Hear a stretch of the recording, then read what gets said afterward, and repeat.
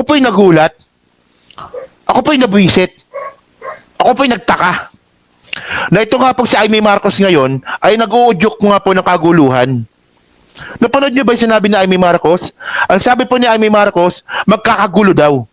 In the first place, dapat ikaw Amy Marcos ang magsabi na huwag magkagulo.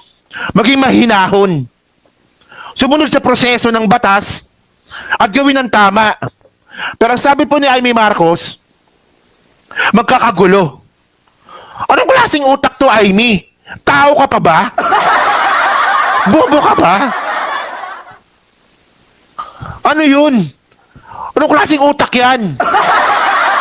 Alam niyo mga kababayan, alam ko, naintindihan natin na merong utang na loob po si Amy Marcos sa mga Duterte. Pero in the first place mga kababayan, ayun pa paniniwala ni Amy eh. Kami, mabababa nun eh. Ay, kaloka. Kami po ay may utang na loob. Kita si Pangulong Duterte. Hindi niyo ba alam yun? Di ba? Kung may utang na loob kay Duterte, huwag mo kaming idadamay, buha ka ng ina ka. Huwag mo kaming idamay. Kayo lang yun. Kami wala. Ikaw lang yun. Actually, ikaw lang yun. Ikaw lang yun. Ang nagpalibing po sa libingan ng mga bayani, Supreme Court. Di ba? So, ito sinabi ngayon ni Digong ni Digong, makamukha na kasi sila ito. Ito sinabi ngayon ni Amy Marcos, nabigla ako sa pangyayari na inaresto si Presidente Duterte. So, meron siyang statement dito, so panoorin natin. Hindi na tayo natuto. Paulit-ulit. Hello. Gulo lang ang dulot nito. Gulo daw ang dulot nito. Gulo daw ang dulot nito, sabi ni Amy Marcos. Bilang Senador Amy Marcos, dapat ang sinabi mo, di ba, tayo po ay huminahon, tayo po ay sumunod sa batas, tayo po ay sumunod sa proseso. Hindi sasabihin mo na gulo ang dulot nito. So inuudyukan mo yung mga dides na manggulo? Di ba? Wala namang gulo eh. May gulo na ba nangyari? Wala. Mukhang ikaw ata gusto mo ng gulo.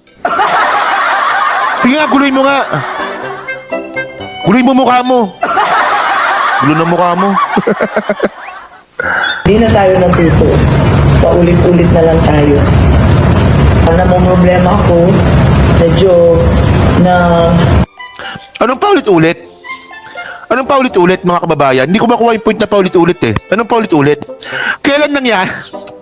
Bobo talaga, putang ilan talaga nito. Kailan nangyari to? Kasi ang sabi po ni Amy Marcos, paulit-ulit lang daw po ito. So kailan tayo nagkaroon ng presidente na nakasuhan ng international tribunal? Kailan tayo nagkaroon ng presidente na hinuli ng Interpol? Di ba ngayon lang? Di ba ngayon lang? Anong paulit-ulit Amy Marcos? Hindi ka na po namin naiintindihan. Ako po, sumusuporta po ako sa pamilya Marcos.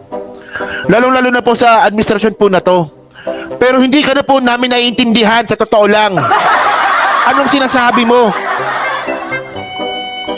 Anong nangyari sa'yo, Amy? Isa ka sa pinakamataas sa mga survey noong 2022.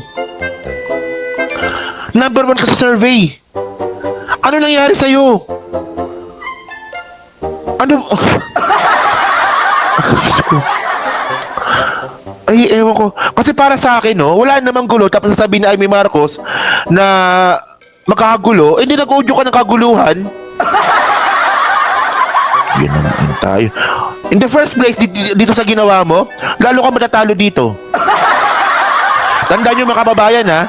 Sa politika po ngayon sa Pilipinas, hindi pwedeng ganun. Hindi pwedeng ganun ka, yung neutral ka. Hindi pwede. Kung dilaw ka. Kung pula ka. Kung green ka. Ganun pa politika sa Pilipinas. O kung dilaw ka. Ipaglaban mong dilawan ka. Ganun po eh. Ganun po talaga. Si Amy Marcos po kasi namamangka po sa dalawang ilog. Hindi ka mananalo sa ganyan. Kung sinuportan mo na lang sana yung kapatid mo, edi sana sure win ka sana ngayon. Pang ilan ka ngayon? Pang number 14. Ay, Diyos ko. Sakit sa ulo nito, Amy. Ako, medyo na nabigla ako sa pangyayari na inaresto si Presidente Duterte at hindi ako maniwala eh. Medyo nayanig ako masyado, kawawa naman. Kawawa. Kawawa daw. O paano yung mga namatay? Hindi ka naawa. Paano yung mga biktima ng human trafficking? Hindi ka naawa. Paano yung mga na-torture ng pogo? Hindi ka naawa. Walang yan to. Presidente Duterte. So what is your reaction from the Umiiyak? Umiiyak ba talaga to? Talaga? Nawalan ng lover si Babalina. friend, as a friend? Well, ang akin kasi, hindi na tayo natuto. Gulo lang ang dulot nito. Hindi na tayo natuto. Etong paulit-ulit ay walang pakinabang sa mga naghihirap sa bayan. Ayan, poverty porn na naman. Ginamit na naman ng mahihirap. Ayan, yan tayo eh. Oh, tawag pa niya presidente, what the heck? Totoo nga, no? Oh. Ano ba, shota mo ba si Digong? Diba? Shota mo ba si Digong? Nakatikim ka ba ng ano? Mr. Dream Boy, Mr. Dream Boy. Shota ko si Digong na ugod-ugod. Sana ay masabi ko, sa'yo na narsangin dream ko. Ikaw ang tanging dream boy ko. Walang pakinabang sa mga naghihirap sa bayan ang bangayan ng politika. Parang Sino ba nauna? Sino ba nauna? Sino ba nauna ng gugulo? Di ba si Digong? Tanga na, baliktad talaga utak nito ni Amy eh. naging siklo na tayo na ganito. Gumanda ba ang buhay na? Shut up. Ayoko na. Suko na ako. Wala na. Huwag niyo nang iboto ito.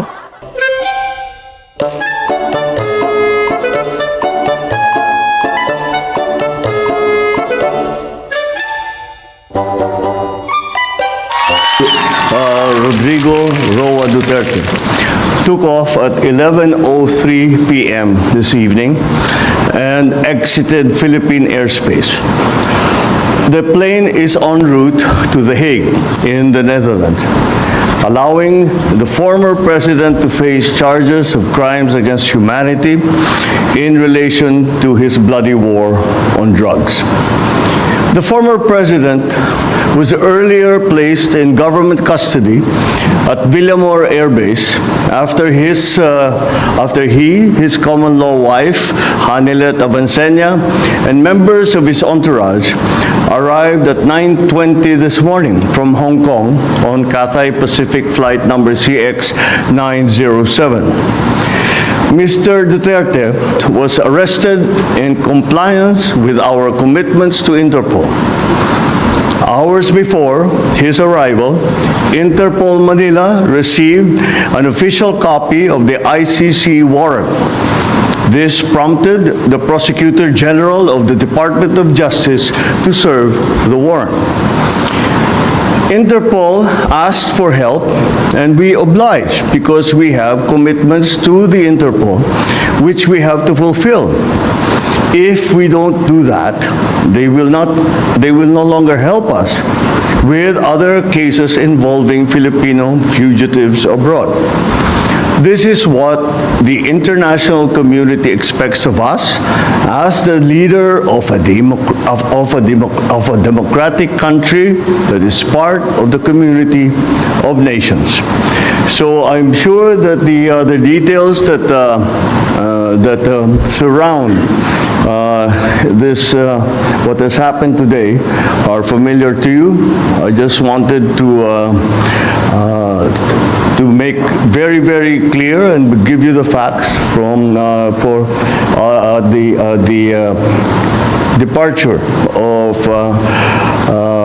former President Duterte from the Philippines. Thank you. Thank you very much, Mr. President. Kanina po ay nagpaabot ng tanong ang mga miyembro ng Malacanang Press Corps at atin po itong sasagutin. Question number 1. Mr. President, meron po bang pisikal na kopya ng warrant of arrest laban kay dating Pangulong Rodrigo Duterte mula sa ICC? Oh, meron.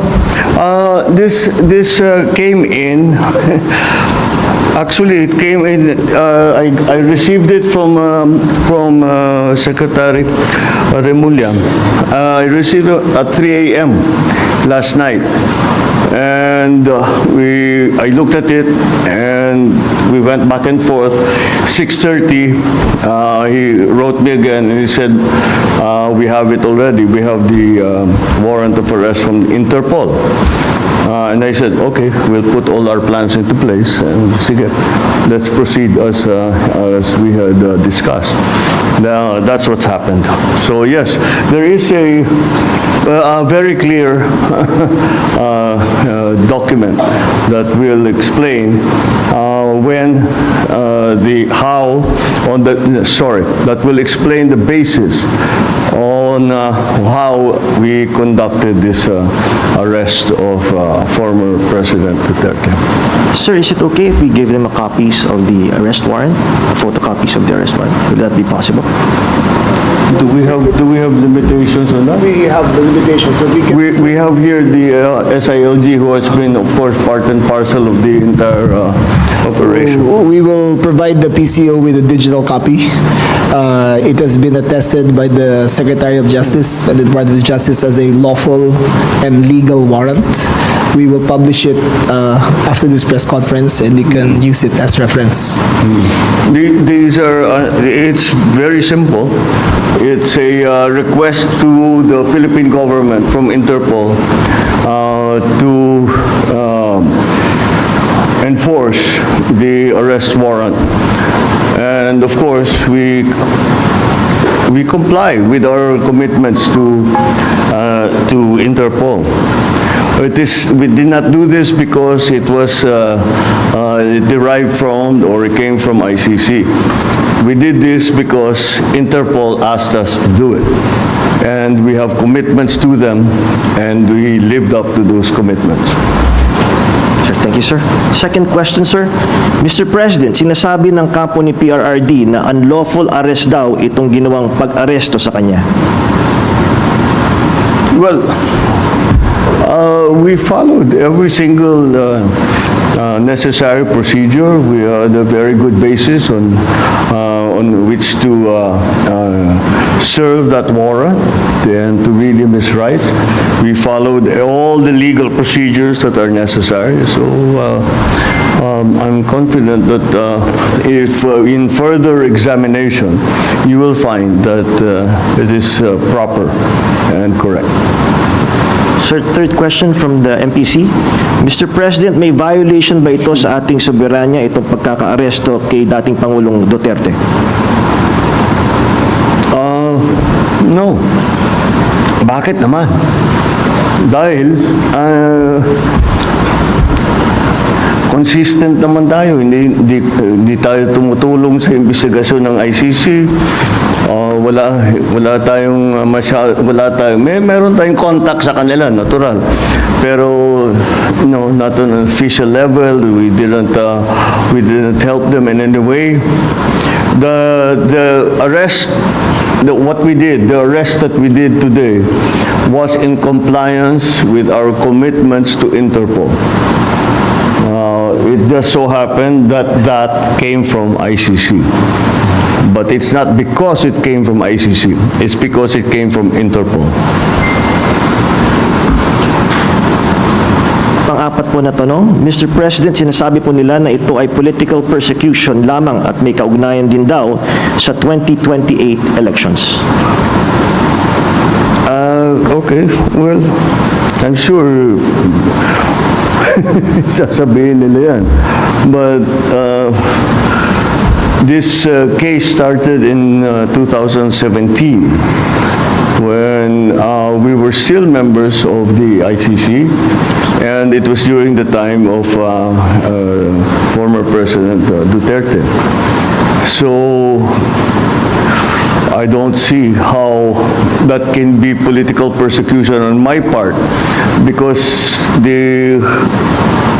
it was initiated before I even came into the picture. So that would seem. But once again, we have to recognize that, you know, of course, it's natural for people to put lalagyan ng politika, kulay ng politika. Pero sinundan lang natin yung ICC, yung Interpol. Wala tayong, hindi natin kinakausap yung ICC. Marami silang hinihingi sa atin ng mga dokumento, wala kaming binigay. Yun lamang, hindi natin mahindian ang Interpol. Pag sinabi sa atin, tulungan nyo kami, kailangan namin kunin itong taong ito.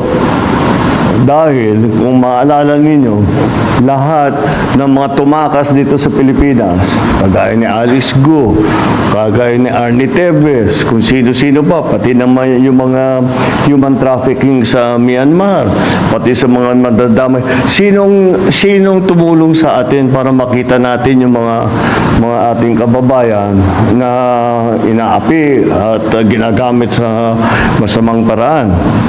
Ang Interpol.